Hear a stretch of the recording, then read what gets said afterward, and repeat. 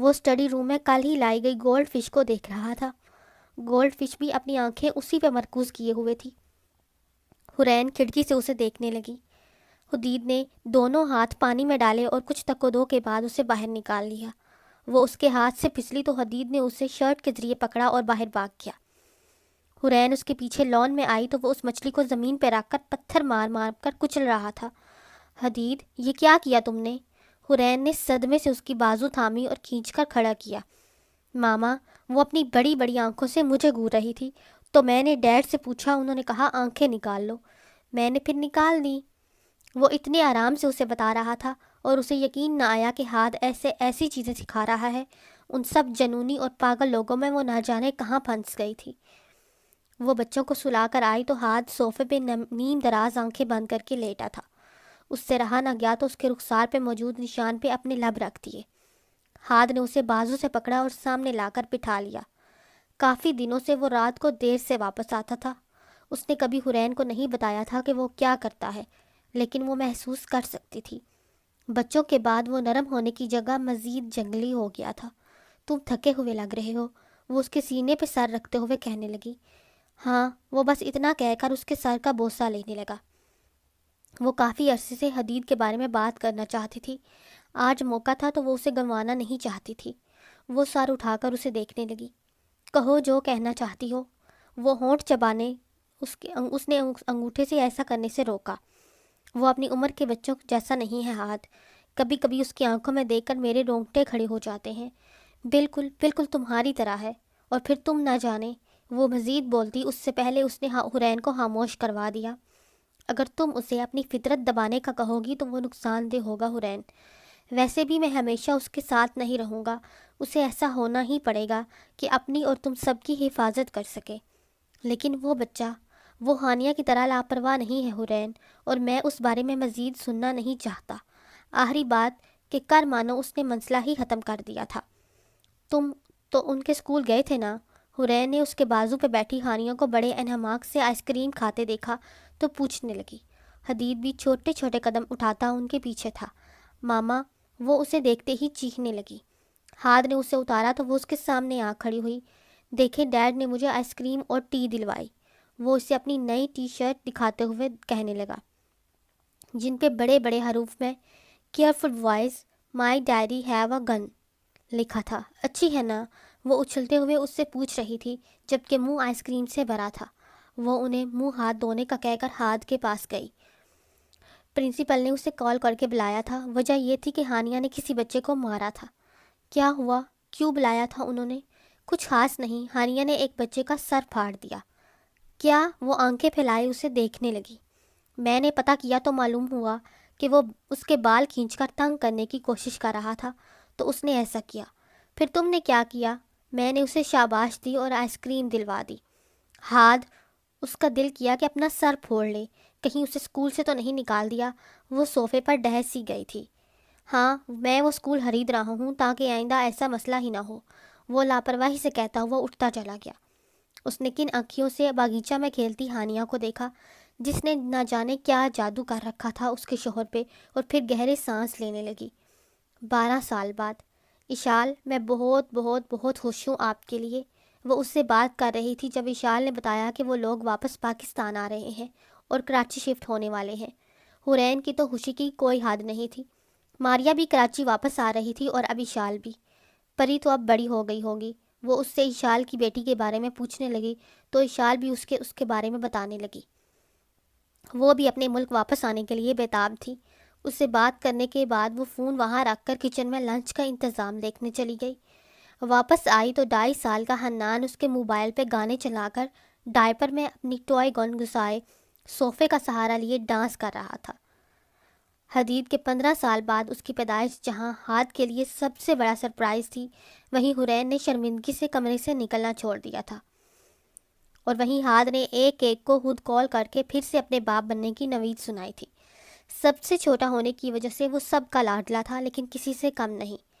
جب سے وہ کراچی سے واپس آیا تھا اب تک خود کو سیٹل کر رہا تھا۔ اپنی بیوی اور اکلوتی بیٹی کے ساتھ روم سے یہاں شفٹ ہونا کافی مشکل تھا۔ ابھی تک وہ احتشام سے بھی نہیں ملا تھا۔ کتنے سال ہو گئے تھے اسے اپنے بھائی سے ملے۔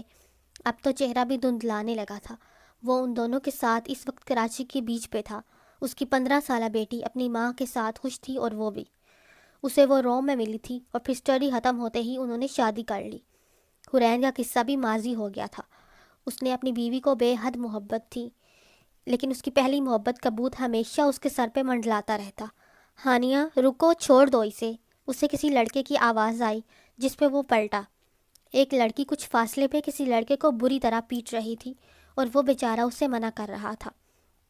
لوگ ادھر ادھر کھڑے ان کا تماشا دیکھ رہے تھے۔ تبھی ایک اور لڑکا وہاں آیا اور اس لڑکی کو کالر سے پکڑ کر کھینچا اور دور ہٹایا۔ اس نے اس لڑکے کو دیکھا اور پھر ایک آخری کک مارتی پیچھے ہٹ گئی۔ جس لڑکے کو وہ مار رہی تھی وہ بیچارہ اپنا سر پکڑے تڑپ رہا تھا۔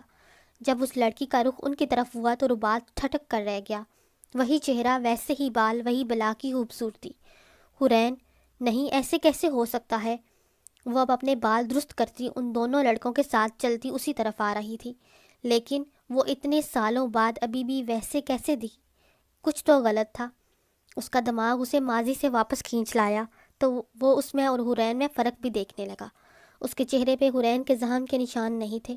جب وہ قریب سے گزری تو اسے احساس ہوا کہ اس کی آنکھیں گرے نہیں بلکہ براؤن تھیں، اور سب سے بڑی بات، وہ حرین کی طرح شرمیلی بھی نہیں تھی۔ وہ تو ہر بات پہ گھبرا جاتی تھی، اور یہ لڑکی… پاپا، کیا ہوا؟ جب وہ کافی دیر تک نہیں بولا تو اس کی بیٹی اس سے پوچھنے لگی، اور زوبیہ بھی اسے کھوجتی نظروں سے دیکھ رہی تھی۔ کچھ نہیں، مجھے لگا شاید میں نے اپنے کسی پرانے دوست کو دیکھا، لیکن وہ کوئی اور تھا، وہ مسکراتے ہوئے کہنے لگا۔ کچھ سال بعد، وہ سونے سے پہلے حنان کو اپنی سرپرستی میں دانت صاف کروا رہی تھی۔ 7 سالہ حنان اکثر برش کی جگہ جوٹ سے کام لیتا تھا۔ دانت صاف کروا کر اس نے اسے اپنے کمرے میں بھیج دیا اور خود وارڈ روم میں چلی گئی۔ تبھی کسی نے اس کو پشت سے اپنے حصار میں لے لیا۔ وہ پہلے ایک دم ڈر گئی، لیکن پھر جیسے ہی سندل کی مہک اس کے گرد پھیلی وہ پرسکون ہو گئی۔ ہاتھ نے تھوڑی اس کے سر پہ ٹکا لی۔ اتنے سال بعد بھی اس کی خوبصورتی میں کوئی کمی نہیں آئی تھی۔ کیا تم مصروف ہو؟ نہیں تو تمہاری مالکن تم پہ زیادہ ظلم تو نہیں کرتی؟ وہ اس کی بات پہ کھلکھلا کر ہنسنے لگی۔ نہیں صاحب، وہ تو بہت اچھی ہیں، اتنی بھی اچھی نہیں، ہر وقت مجھ پہ نظر رکھتی ہے۔ وہ اس کے کان میں سرگوشی کرنے لگا تو حرین اس کی طرف پلٹی۔ او، تم ہو، مجھے لگا نئی ملازمہ ہے، وہ مسکراتے ہوئے کہنے لگا تو حرین کی پھر سے ہنسی چھوٹ گئی۔ تم ابھی بھی وہی 18 سالہ حرین لگتی ہو، تو مجھے دھوکا ہو گیا۔ بس کرو ہاتھ، دھوکا اور تمہیں، وہ اپنی ہنسی دباتے ہوئے کہنے لگی تو ہاتھ نے اس کی پیشانی پہ اپنی محبت کی مہر ثبت کی۔ تبھی حنان واپس بھاگتا ہوا ان کے کمرے میں آیا۔ اپنے باپ کو دیکھ کر کرتا واپس پلٹ گیا اور پھر دروازہ بند کر کے نوک کرنے لگا۔ کیا میں اندر آ جاؤں؟ ہاتھ اس سے الگ ہوا اور دروازہ کھول کر اسے دیکھنے لگا۔ میں 5 چکر لون کے لگا لوں گا، وہ خود ہی اپنی سزا بتانے لگا۔ ہاتھ سے اگر کوئی سزا سے بچ سکتا تھا تو وہ بس خانیہ تھی، باقی سب ایک ہی لائن میں تھے، 5 نہیں 20۔ پہلے اس نے ناک چڑھایا، پھر اوکے ڈیڈی کہنے لگا۔ ہاتھ نے اسے اٹھایا اور اندر لے آیا۔ آپ بتاؤ کیوں بھاگتے ہوئے آئے تھے؟ میں اپنا رزلٹ کارڈ دکھانے آیا ہوں ڈیڈ، وہ ہاتھ کے سینے پہ بیٹھ کر کہنے لگا، جو کہ اب لیٹ چکا تھا۔ ہانیہ حدید کے ساتھ باکسنگ پریکٹس میں مصروف تھی جب اسد وہاں آیا۔ ہانیہ، تمہیں شادی کی ڈریس سلیکٹ کرنے نہیں جانا کیا؟ 1 مہینے بعد ان کی شادی تھی، وہ اسے بچپن سے پسند کرتی تھی، اور وہ بھی۔ ہاتھ جان کر بھی انجان بنا رہا۔ جب اس سے ہانیہ کا ہاتھ مانگا گیا تو اس نے پہلے اسد کی اچھے سے دھلائی کی کہ وہ کبھی اس کی بیٹی کو دکھ دے گا تو اس کا یہی حال ہوگا۔ اس کے بعد احتشام کی وجہ سے ہاں کر دیا گیا۔ چلنا ہے، پر پہلے اس کا منہ توڑ لوں۔ تبھی ہاتھ وہاں داخل ہوا تو وہ اس سے جا کر لپٹ گئی۔ ڈیڈ، پیسے تمہارے اکاؤنٹ میں ٹرانسفر کروا چکا ہوں، وہ خود سے لپٹی ہانیہ کو پکڑ کر کہنے لگا۔ تم دونوں کی ٹریننگ ہو گئی کیا؟ نہیں ڈیڈ، یہ مجھے پھر سے ہرا رہا ہے، وہ اس لیے کہ تم کمزور ہو، حدید اس کی بات کے جواب میں کہنے لگا۔ ہانیہ جلدی کرو، اس کی آواز پہ وہ گلوز اتار کر ہاتھ کو پکڑا کر اس کے رخسار کو چومتی بھاگ گئی۔ چلو آج میرے ساتھ پریکٹس کرو، وہ ٹائی اتار کر کف فولڈ کرتا کہنے لگا۔ دھیان سے ڈیڈ، آپ بوڑھے ہو چکے ہیں، وہ اپنی پوزیشن سنبھالتے ہوئے کہنے لگا۔ چلو پھر اپنی پوری کوشش کر کے دیکھ لو، وہ مسکراتے ہوئے کہنے لگا۔ حدید اس کی طرف تیزی سے بڑھا اور حملہ کیا، جسے وہ ڈاج کر گیا۔ تمہارے حملے میں طاقت ہے لیکن تیزی کم ہے، ہاتھ نے اس سے کہتے ہوئے نیچے سے لا کر ٹھوڑی پہ پنچ کیا تو وہ کچھ قدم دور ہوا۔ اس بار حدید نے زیادہ تیزی سے حملہ کیا، لیکن آخر میں حدید اوندے منہ پڑا تھا اور ہاتھ نے اس کی ایک ٹانگ اور گردن کو لاک لگایا ہوا تھا۔ کتنی دیر وہ خود کو آزاد کروانے کی کوشش کرتا رہا، لیکن پھر ہار مان گیا۔ ہاتھ نے اسے چھوڑا اور پھر دونوں اپنا سانس درست کرنے لگے۔ کچھ دیر بعد دونوں کو کہہ کے ہوا میں گونج رہے تھے۔ ہانیہ اور اسد ابھی شاپنگ سے واپس آئے تھے اور اب وہ گری پڑی تھی جب ملازمہ ان کے لیے پانی لائی تھی۔ حورین پاس ہی حنان کو اسکول کا کام کروا رہی تھی۔ وہ اور اسد کسی بات پہ بحث کر رہے تھے جب حورین نے ان کا مسئلہ دریافت کیا۔ ماما، ایک لڑکی اسے گوری جا رہی تھی۔ جب میں نے اس کا مسئلہ پوچھنا چاہا تو اس نے مجھے نہیں جانے دیا۔ توبہ کریں آنٹی، یہ اس لڑکی کو مارنے کی کوشش کر رہی تھی۔ ہانیہ، یہ اسد کیا کہہ رہا ہے؟ جھوٹ کہہ رہا ہے، میں نے تو بس اسے گاڑی کے نیچے کچلنے کی کوشش کی تھی۔ حورین اس کی بات سے آنکھیں پھاڑے ہانیہ کو دیکھنے لگی۔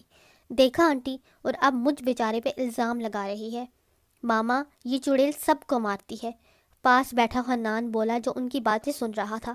تم تو ابھی تک زندہ ہو بونے؟ بری بات حنان، وہ بڑی ہے، ایسا نہیں کہتے۔ اور ہانیہ، تم کسی کے بارے میں اتنی بے دردی سے کیسے بات کر سکتی ہو؟ وہ اب اس کا کان کھینچ رہی تھی۔ ماما چھوڑیں، درد ہو رہا ہے۔ تبھی حدید کو آتا دیکھ کر وہ مدد کے لیے بلانے لگی۔ جانتی تھی کہ ہاتھ یا حدید ہی اسے بچا سکتے ہیں۔ وہ ہنسنے لگا۔ حنان اس کا سرخ پڑتا کان دیکھ کر ہنسنے لگا۔ حدید اس کے بال بکھیرتا حورین کے ساتھ بیٹھ گیا۔ کیا کیا اب اس نے؟ وہ اسد اور حورین کو دیکھتا پوچھنے لگا۔ کچھ نہیں یار، میری مدد کرو، جس پہ حدید دونوں ہاتھ سر کے پیچھے ٹکا کر بیٹھ گیا۔ اچھا ہے ماما، اور کھینچیں، برکس نکال دیں اس کا۔ حنان جب مارتا حدید کے کندھوں پہ چڑھ گیا۔ حنان، ایسے نہیں کہتے۔ حورین نے اس کا کان چھوڑا تو وہ اپنا کان سہلانے لگی اور پھر سامنے دانت نکالتے اسد کو کک کرنا چاہی، لیکن وہ اٹھ کر بھاگ گیا۔ غدار! اس کا نشانہ اب حدید تھا، جس کے سر پر حنان طبلہ بجا رہا تھا۔ ہاد، مجھے کچھ بات کرنی ہے۔ ہاں کہو۔ حدید کی جگہ وہ سب حال میں موجود تھے جب وہ بولی۔ یہاں نہیں، اکیلے میں۔ ماما، ہانیہ ایک دم سیدھی ہو کر بیٹھی۔ ڈونٹ ٹیل می، آپ پھر سے ایکسپیکٹ کر رہی ہیں۔ اس کی بات پہ حورین شرمندگی سے سرخ ہونے لگی۔ ہانیہ، وہ غصے میں بولی تو ہاد انہیں نظر انداز کر کے خوشی میں بولا، کیا ہم واقعی ایکسپیکٹ کر رہے ہیں؟ ہاد اب کی بار وہ اسے گھورنے لگی۔ نہیں، مجھے کچھ اور بات کرنی تھی۔ نہ سنتے ہی اس ہاد کی خوشی ہوا میں ہو گئی تھی۔ شکر ہے، میں ایک اور بار وہ سب نہیں جھیل سکتی۔ ہانیہ سکھ کا سانس لیتی کہنے لگی، لیکن مجھے ایک اور بہن چاہیے جو ہانیہ آپی جیسی چڑیل نہ ہو۔ حنان اپنا کام چھوڑ کر کہنے لگا۔ حنان، یہاں سب ایسی باتیں کیوں کر رہے ہیں؟ ہاتھ اٹھا اور حنان کا ماتھا چوما۔ میری سوچ بھی یہی کہتی ہے۔ ڈیڈ، آپ اس بونے کی باتوں میں نہ آئیں، ہانیہ پریشانی سے کہنے لگی۔ چلو ڈارلنگ، بات کرتے ہیں۔ وہ سرخ ہوتی حورین کو کھینچ کر لے گیا۔ ہاتھ، مجھے حدید کی۔ اس نے حورین کو خاموش کروایا اور اپنی بات کہنے لگا۔ میرے خیال سے حنان اکیلا محسوس کرتا ہے، ہمیں اس بارے میں سوچنا چاہیے۔ ہاتھ، چھوڑو مجھے پلیز، ہماری عمر اب گرینڈ پیرنٹس بننے کی ہے۔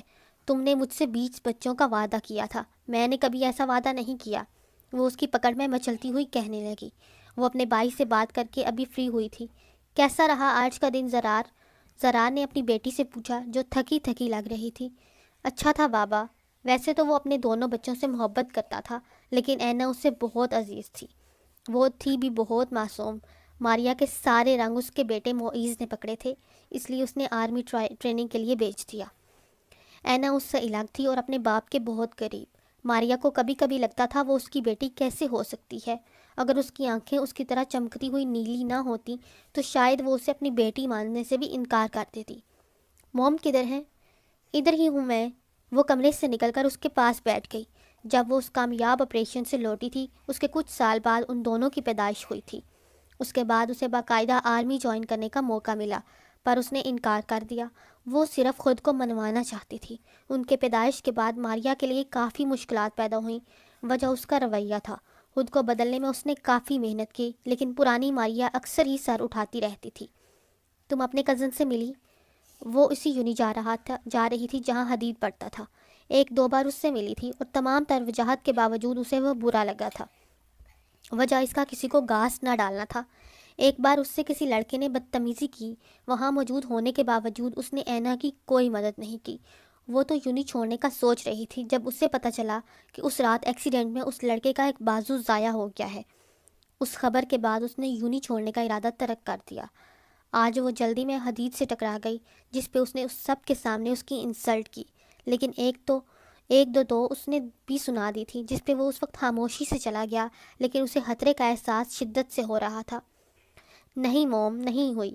اس نے جھوٹ سے کام لینا چاہا جس پہ ماریا نے اسے کن آنکھوں سے دیکھا۔ وہ بھول گئی تھی کہ اسے دھوکہ دینا ناممکن ہے۔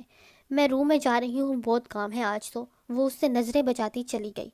کیا ہو رہا ہے مسز زرار؟ وہ کچن میں شیلف پہ چڑھ کر بیٹھی تھی جب وہ وہاں آیا۔ تمہارے خلاف کچھ سوچ رہی ہوں میجر زرار۔ میرے خلاف؟ وہ اپنی طرف اشارہ کرتے ہوئے کہنے لگا۔ ہاں بالکل، کیا سوچ رہی ہو؟ وہ اس کے سامنے آ کھڑا ہوا تو وہ اس کی شرٹ کے بٹن سے کھیلنے لگی۔ تم موئز کو واپس بلا لو، میں اسے بہت مس کر رہی ہوں۔ ماریا، ہم اس بارے میں بات کر چکے ہیں، وہ وہاں ٹھیک رہے گا۔ زرار اس نے کھینچ کر اس کا بٹن توڑ دیا اور منہ پھلا کر اسے دیکھنے لگی۔ تم نے اسے بہت بگاڑ دیا ہے۔ میں نے؟ وہ ڈرامائی انداز سے کہنے لگی۔ دیکھو زرار، پلیز فنکشن تک ہی بلا لو یار۔ وہ اسے دور ہٹاتی چلی گئی۔ بلاؤ تو صحیح، میں اسے جانے ہی نہیں دوں گی۔ اینا جب جاگی تو کسی کو اپنی انتہائی قریب پا کر ایک دم پیچھے ہٹی اور بیڈ سے نیچے گر گئی۔ وہ اپنا سر سہلاتے ہوئے اٹھ کھڑی ہوئی اور وہ سکون سے اس کے بیڈ پہ لیٹا تھا۔ تم یہاں پہ کیا کر رہے ہو؟ دیکھ رہا ہوں اب تمہاری زبان نہیں چل رہی۔ چلے جاؤ یہاں سے ورنہ میں ابھی موم کو بلا رہی ہوں۔ وہ اس کے بیڈ سے کھڑا ہو کر اسے دیکھنے لگا۔ بلاؤ انہیں، ایک ایک قدم اس کی طرف بڑھاتے وہ ایسا کرنے کو کہہ رہا تھا۔ اینا نے ماریا کو بلانے کے لیے اپنا منہ کھولا پر وہ اس سے کسی ٹرین کی طرح ٹکرایا۔ اینا کی پشت دیوار سے اتنی زور سے ٹکرائی کہ وہ اگلا سانس بھی نہ پڑ پائی۔ چمکدار نیلی آنکھیں سلور گرے آنکھوں سے ٹکرائیں۔ وہ اب اس سے صحیح معنوں میں خوف محسوس کرنے لگی تھی۔ دوبارہ اگر مجھ سے الجھی تو تمہاری زبان گدی سے کھینچ لوں گا۔ اس کی شخصیت کا یہ پہلو نمایاں ہو رہا تھا، لیکن اس کی سمت کبھی اس کی طرف نہیں رہی تھی۔ حدید اپنا ہاتھ اس کے منہ سے ہٹانے لگا اور اینا نے ایک گہرا سانس لیا جو ابھی تک رکا ہوا تھا۔ وہ اسے دیکھتا ہوا قدم اٹھانے لگا اور پھر پلٹ کر بالکنی کی طرف چل دیا، جبکہ اینا اپنے حواس سنبھالتے بکھرتی دھڑکن کے ساتھ باہر چل دی۔ کیا میں نے جو کہا تھا وہ کیا؟ بس ڈیڈ، وہ آدمی اب ہمارے قبضے میں ہے۔ وہ ہاتھ کے آفس میں جیسے ہی داخل ہوا ہاتھ اس سے پوچھنے لگا۔ وہ اس کے سامنے والی کرسی کھینچتا بیٹھ گیا۔ حدید، ہاں؟ وہ اپنے باپ کی گہری آنکھیں خود پہ محسوس کر رہا تھا۔ تم ماریا کے گھر کیوں گئے تھے؟ ہاتھ کی بات سنتے ہی وہ ٹھٹکا اور پھر گہرا سانس لینے لگا۔ اینا کو کچھ نوٹس دینے تھے۔ وہ اپنی سیٹ سے کھڑا ہوا اور باہر نکلنے لگا، پھر حدید کے پاس رک کر اس کے کندھے پہ ہاتھ رکھ دیا۔ اینا سے آئندہ دور رہنا۔ وہ اپنا ہاتھ اٹھا کر چل دیا۔ ماما، کیا بات ہے میری جان؟ وہ اس کی گود میں سر رکھے لیٹی تھی اور اپنی ماں کو دیکھ رہی تھی، جبکہ حرین اس کے بالوں میں محبت سے انگلیاں چلا رہی تھی۔ آپ کو یاد ہے ہم بیچ پہ جا کر کتنی مستی کرتے تھے اور آپ پریشان رہتی تھیں کہ کہیں ہم پانی کے زیادہ قریب نہ چلے جائیں؟ اس کی بات سن کر وہ مسکرا پڑی۔ ہاں، کیونکہ تم ہمیشہ پانی کی طرف بھاگتی تھی۔ وہ کھلکھلا کر ہنسنے لگی اور پھر اس کے چہرے پہ موجود زخم کے نشان اپنی انگلیوں سے چھونے لگی۔ تم اتنی بڑی بھی ہو گئی ہو، مجھے ابھی بھی یقین نہیں آ رہا۔ جب تم پیدا ہوئی تھی تو ہماری خوشی کی کوئی انتہا نہیں تھی۔ آئی جسٹ وش کہ اسد بھی مجھے ایسے ہی چاہے جیسے ڈیڈ آپ کو چاہتے ہیں۔ کیوں نہیں میری جان؟ وہ محبت سے اس کے ماتھے کا بوسہ لیتے ہوئے کہنے لگی۔ موئز، ماریا اسے دیکھتے ہی میگزین چھوڑ کر اس کی طرف لپکی اور گلے سے چپک گئی۔ موم، آئی مس یو سو مچ۔ ماریا اس کا چہرہ تھام کر رخسار چومنے لگی۔ ذرا دیکھنے تو دو، مائی ہینڈسم مین، کتنی لڑکیاں فدا ہوئیں۔ وہ آنکھ دباتی کہنے لگی۔ بہت ساری۔ وہ بھی دانت نکالتا کہنے لگا۔ یہ بابا اور اینا کہاں ہیں؟ اینا یونی ہے اور زرار ڈیوٹی پہ۔ وہ اس کا ہاتھ تھام کر صوفے تک لے آئی۔ تم مجھے بتاتے تو صحیح آنے کا۔ سرپرائز ماما، سرپرائز۔ ویسے بابا نے ہی میری چھٹی اپروو کروائی ہے۔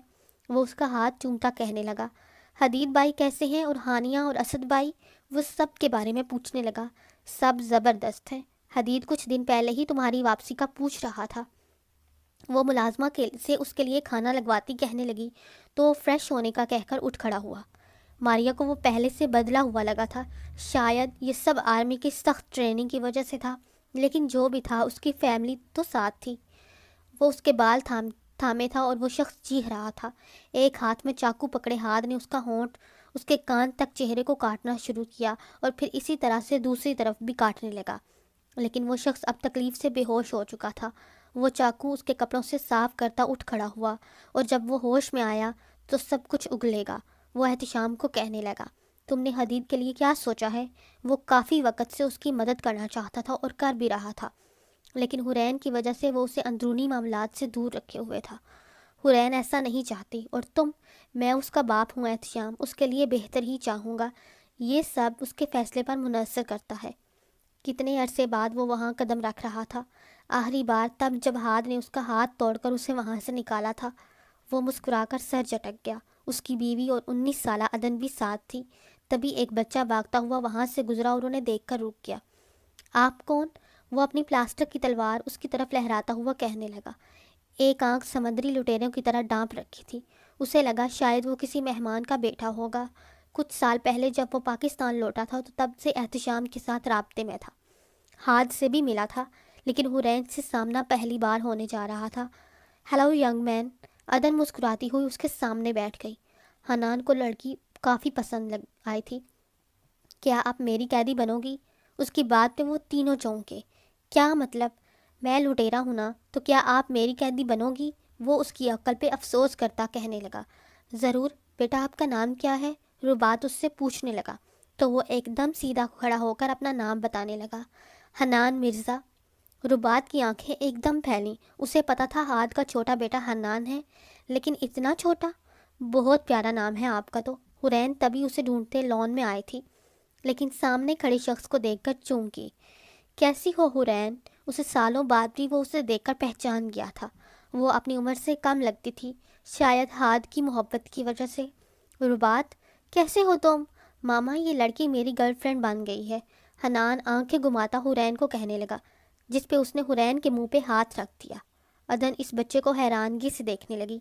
وہ ربات کو دیکھ کر کافی خوش تھی۔ مجھے معاف کرنا، یہ سب ایسے ہی بولتے رہتا ہے۔ کیا یہ تمہاری بیٹی ہے؟ وہ آنکھیں پھیلائے عدن کو دیکھنے لگی۔ ہاں، یہ میری بیوی زوبیہ ہے۔ وہ اپنا بازو اس کے گرد حمائل کرتا کہنے لگا، اور یہ میری بیٹی عدن۔ ہیلو آنٹی، السلام علیکم۔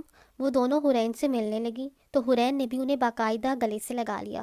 ربات اس لڑکی میں اتنی تبدیلی دیکھ کر دل سے مسکرایا۔ واقعی میں ہاد کی محبت میں کچھ تو تھا جس نے اسے بدل دیا۔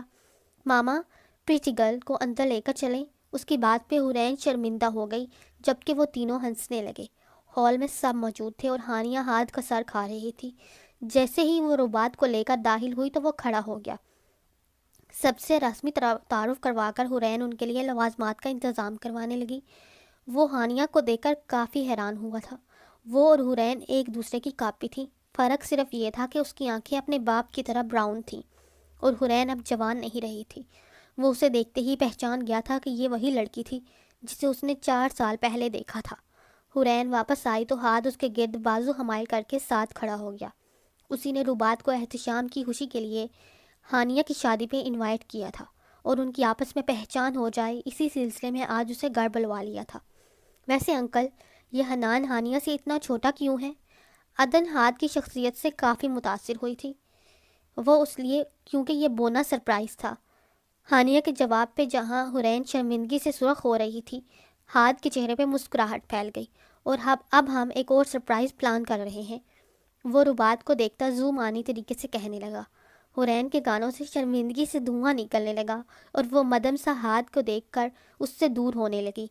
وہیں سب مسکراہٹ دباتے دیواروں کو دیکھنے لگے جیسے انہوں نے کچھ سنا ہی نہ ہو۔ ان سب میں صرف حنان کا نعرہ گونجا تھا، مجھے بہن چاہیے ڈیڈ۔ وہ کب سے گازیبو میں بیٹھی جھول رہی تھی، آنکھ سے ایک آنسو نکل کر اس کے کپڑوں میں جذب ہو رہا تھا۔ تبھی ہاد وہاں آیا اور دروازے سے ٹیک لگا کر کھڑا ہو گیا۔ کیا سوچ رہی ہو؟ کچھ نہیں، تم مجھ سے جھوٹ نہیں بول سکتی حورین۔ حورین اسے غور سے دیکھنے لگی۔ اس کی شخصیت آج بھی ویسی تھی جیسے کئی سال پہلے، پہلی نظر میں ہی مقابل کو خوفزدہ کر دینے والی۔ اس کی پہلی ملاقات کی طرح آج بھی وہ ٹی شرٹ پہنے اور پینٹ میں ملبوس تھا، صرف اتنا فرق آیا تھا کہ اس کے بالوں میں اب گرے رنگ کی بال دکھنے لگے تھے۔ وہ پاکٹ سے سگریٹ نکال کر سلگانے لگا۔ وہی انداز، وہی نظریں، کانوں کے اوپر سے بال سفید ہو چکے تھے۔ ہانیہ کے بارے میں سوچ رہی تھی۔ وہ چادر لپیٹی اس کے سامنے آ گئی۔ وہ ابھی بھی اس کا راستہ روکے تھا۔ کیا مجھے راستہ نہیں دو گے؟ وہ خفیف سا مسکرایا اور اس کا رخسار چھونے لگا۔ ڈارلنگ، تمہارے تمام راستے مجھ پہ ختم ہوتے ہیں۔ رات کے اس پہر چاند، ستارے اور جگنو ان کی محبت کے گواہ تھے۔ ایک دوسرے کی آنکھوں میں کھوئے ہوئے وہ زندگی سے خوش تھے اور آگے کے سفر کے لیے تیار۔